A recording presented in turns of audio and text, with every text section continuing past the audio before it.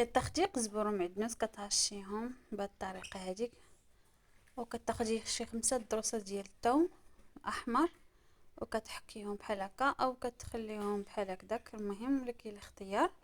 صافي في هاد الاثناء انايا حطيت الطاجين درت فيه الحوت اللي هو الفرخ ولا كي اللي كيسميه الفرخ كي اللي كيسميه غاسيغاغ، يعني كل بلاصه شنو كيسموه، وما اظن في عنده شي سميه اخرى.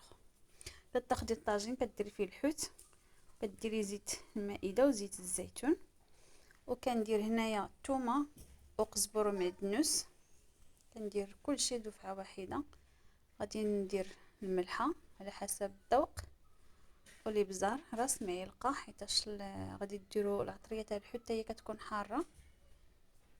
بابريكا، راس معلقه تاع التحميره، راس معلقه تاع خرقوم بلدي، وراس معلقه تاع سكنجبير، ومعلقه صغيره ديال العطريه تاع الحوت، وراس معلقه تاع الكمون. الكمون من الاحسن ما تكتروش باش ما يمررش لكم هذيك العطريه، الكمون كيكون مار الا كثرتوه. انا غادي نحاول نلبس هذاك الحوت بهذيك العطريه جيدا باش يشرب هذاك الحوت العطريه.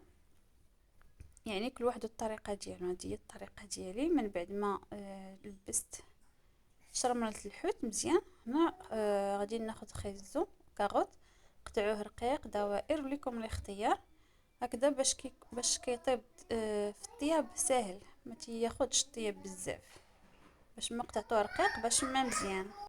غنكمل التقطيع ديالو باش ندوز للبطاطا. غادي نشيب البطاطا دابا وغادي نقطعها نفس القطع اللي قطعت بها خيزو، حتى هي نقطعها قطع رقيقه. المهم الخضره اللي غادي تفرشوا في التحتي من الاحسن تقطعوها رقيقه باش تطيب لكم دغيا، خصوصا الكاروت كياخذ طياب. انا من بعد هذه 2 حبات ديال البطاطا قطعتهم بهذا الشكل هذا. نجيب القطعه الثانيه، البطاطا الثانيه حتى هي غادي نقطعها بنفس الشكل دوائر. جيبوا مطيشه فلفله اي خضار عندكم تيجي زوين هاد الطاجين. انا ضفت ليه واحد الاضافه اللي هي واحد اضافه جديده وجات عطاتو واحد المذاق اللي هو غزال لاول نوبه، عطاتو واحد المذاق اللي هو رائع، انصحكم تجربوها كتجي بنينه. هنا من بعد ما خديت واحد الحبه تاع مطيشه عفوا قشرتها وقطعتها قطع بهذا الشكل حتى هما دوائر. غنجيب واحد الحبه تاع البصله حتى هي غنقطعها دوائر باش نفرشها من التحت. حتى البصله قليل اللي كيديرها مع الخضر.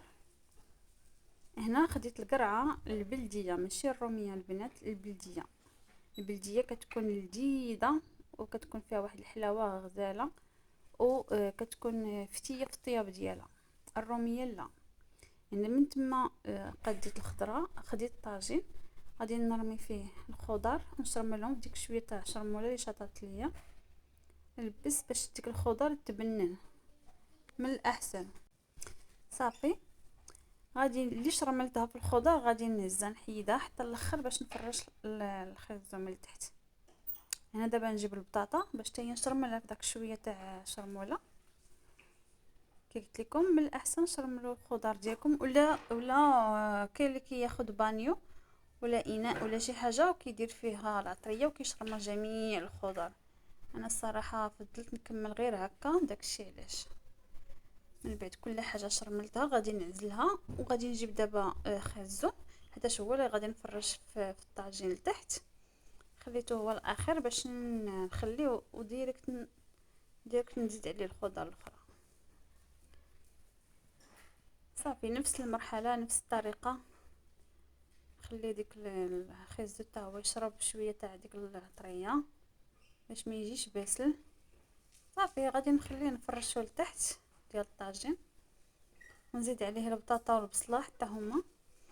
اللي بغى ممكن ياخذ واحد مطيشه ويحكها ويضيفها على هاد الخليط لتحت حتى هو ممكن تجي زوينه. انا فضلت نكمل غير هكا.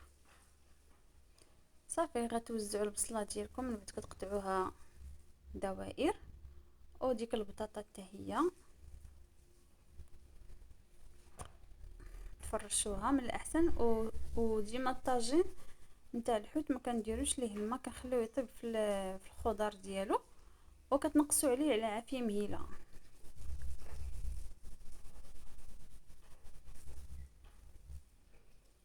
صافي بهذا الشكل. دابا غادي نبدا نستف عليه الحوت، ونفس الخضر اللي درت في التحت نفسها غادي نديرها في الفوق.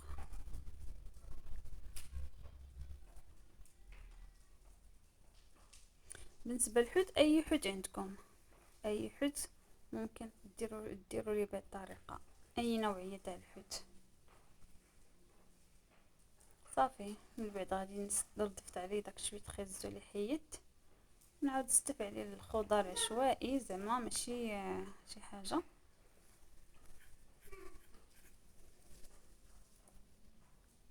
بهذا الشكل.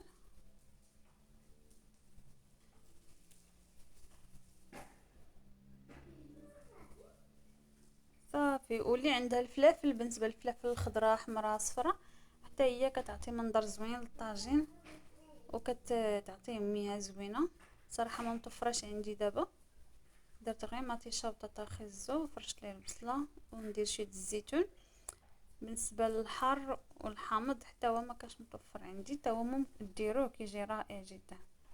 يعني انا الاخر تاع الاسبوع درت غير داكشي اللي متوفر عندي. صافي. المهم نديرو طواجين تاع الحوت ويجي بنين، كيجي البنات صدقوني كيجي غزال ولذيذ. خصوصا انا اول نوبه كندير ليه هاد القرعه البلديه، جا لذيذ. وخصوصا ما ديروش ليه حبه تاع الماء، خلوه يطيب على عافيه مهيله وفي هذا ديالو في الماء ديالو، حتى الطاجين تاع الحوت كيرخي الميمان. انا ضفت ليه الزيتون، وغادي نضيف شويه القزبره ومعدنوس من الفوق، ورشيشه تاع الملح والابزار. صافي يكون هذا هو الشكل النهائي ديال الطاجين ديالنا. ونقول لكم بالصحه والراحه حتى شي فيديو اخر ان شاء الله نشاركه معكم. وما تنساوش تخليو لي في التعليق كي جاكم الطاجين بالقرعه. لاول نوبه كتشوفوا بالقرعه تجربوا، راه رائع، ما غاديش تندمي يا اختي عليه الصراحه. كيجي في قمه اللذه ولذيذ ما تشبعيش منه. يلا خليكم البنات، دمتم في رعاية الله وحفظه. السلام عليكم، حتى شي فيديو اخر ان شاء الله.